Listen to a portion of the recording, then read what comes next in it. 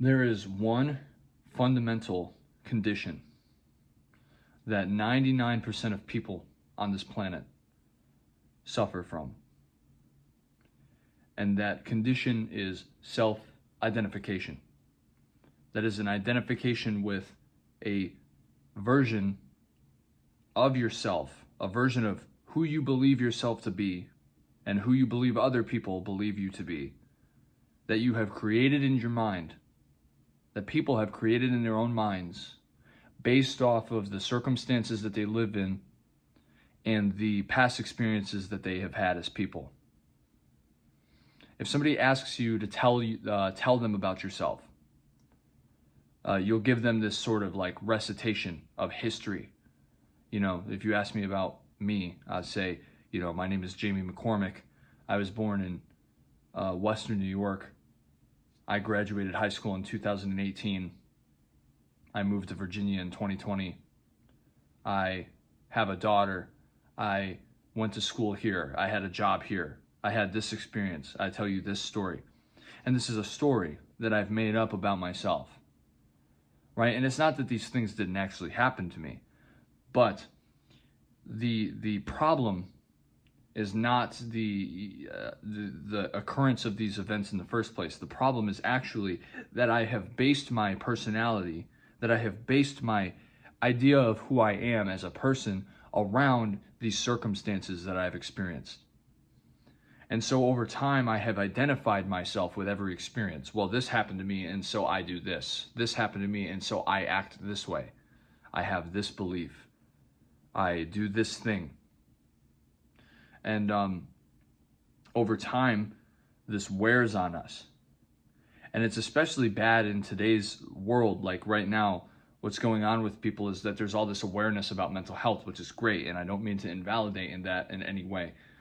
But the problem that I do have with it is that we are so obsessed with categorizing ourselves, categorizing the state of our mind into a specific set of symptoms. And so we are basically handing out people, we're handing out these identities that we're giving to people. And like the biggest thing is with neurodivergency. We're saying, and I'm not saying, like, please don't take this as me saying that neurodivergency isn't real, because that's not at all my point. But my point is that we have a set of behaviors, a set of symptoms that a person exhibits, and we kind of mold people based off of, you have ADHD. And so this person who is diagnosed with ADHD or knows that they exhibit, more often than not, they know that they exhibit certain symptoms of ADHD, and so they sort of diagnose themselves with it. And because they exhibit these certain symptoms, they have now attached themselves to this label of ADHD. And so now they've kind of given themselves this licensing to behave in a certain way, or they base their own decisions and their actions and the way that they behave, they base it around behavior of somebody who has ADHD. Or they say, people say things like, oh, my ADHD doesn't let me do this, or my ADHD makes me do this. And the problem that I have with that is that ADHD is not a real thing. And what I mean by that is that ADHD is a categorization of mental and physiological behavior that a person exhibits. So ADHD cannot make you do anything. And so when a person says that this is like what is happening to them, that's a lie that they tell themselves. But the biggest problem that we have as people is that we identify ourselves with our thoughts.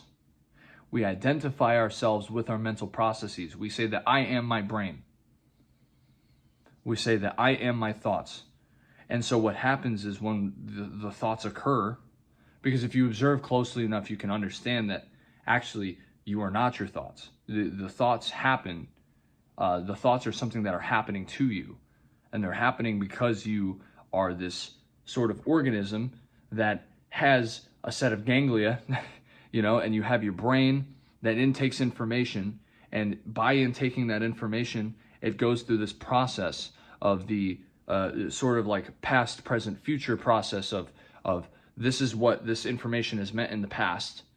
This is what information I have right now. And so now allow me to project what I think is going to happen in the future based off of these two pieces of information. And that's the function of your brain. But you will soon realize, if you observe closely enough, that that your brain is not you. That the thoughts that you have, the words, the chatter that scrambles around in your brain is not who you really are. It's not really you. That is something that you have. The thoughts are something that happen to you. In the same way that your heartbeat is something that happens to you. You don't make your heartbeat. You have a heart, right? And it's a possession of you. You say that you have a heart and that your heart beats, but you don't make it beat. It's a possession of you. And now this is, of course, at the individual level. At the cosmic level, it's a totally different thing. But right now, what I want to talk about the individual. And so at the individual level, you have thoughts. The thoughts happen to you, and they happen to you because you, the real you, the overall experience that is you, has a brain which has created a mind which thinks for you. Now, the thoughts are not who you really are. When I feel angry, which is something that happens, you have anger, angry thoughts happen, and so you experience the feeling of anger. So I act it out because I believe that it's me. I believe that it's me that's having the anger, when it's not really happening. That's not really what's happening. What's really happening is that you are experiencing anger in the same way that you experience cold or hot, or that you experience hunger or thirst, or that you experience any other set of, it's a sensory. And so what a helpful practice for emotions in general is, when you're feeling an emotion, instead of identifying it with a label that you give it, like angry, sad, anxious, scared, happy, joyful, jealous, whatever, think more about where in your body you are feeling that experience. Where is that emotion residing in the body? Because the emotion is actually the combination of thoughts with a physiological feeling and experience. And so when I'm angry, what really happens to me is that I get this swelling feeling in my chest and like heat, and my face starts to turn red and my heart starts to beat fast, and my thoughts happen, and my thoughts turn to, you son of a blah blah blah blah blah, I'm gonna kill you. That's the thoughts, right? Combined with the physiological experience, overall turn into what we label as anger. But anger isn't a real thing. It's the label that we have given to that overall experience. And we also believe that it's us, and it's not. And you have the ability, rather, to sit and experience and observe it instead of acting it out, instead of doing anything about it. And what you'll find, if you suffer from any kind of what you consider to be some sort of mental health condition, whether it's depression, anxiety, ADHD, obsessive compulsive disorder, anything like this, post-traumatic stress disorder, I know that this is difficult for some people, and I don't mean to invalidate, and I don't want to make you feel like you're doing something wrong, because that's not my objective at all. This is coming from a place of love and care and hopefulness, that the best thing that you can do for yourself, the way that you can get out of this endless cycle of going up and down and struggling with your emotions and being tortured by your own mind, the best way that you can break out of that cycle is simply by allowing yourself to sit in silence with your thoughts.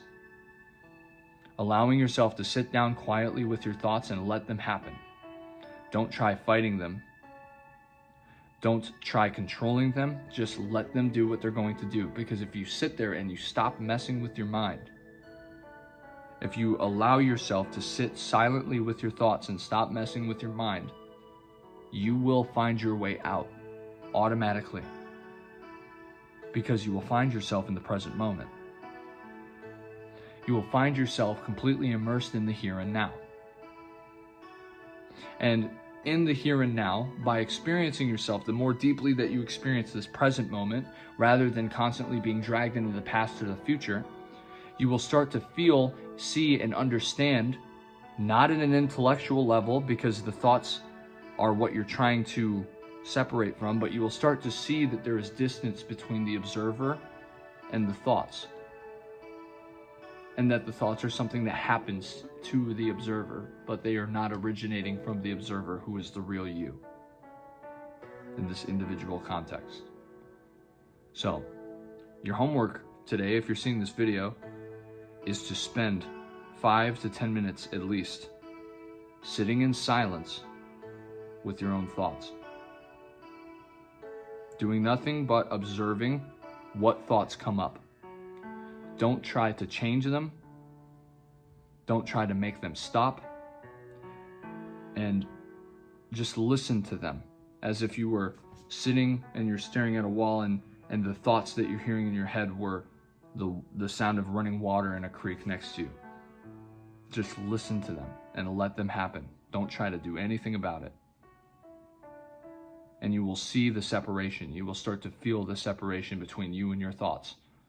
And that gap between the observer and the thoughts, that gap as it widens, you'll understand that that is the present moment. And that is all there is.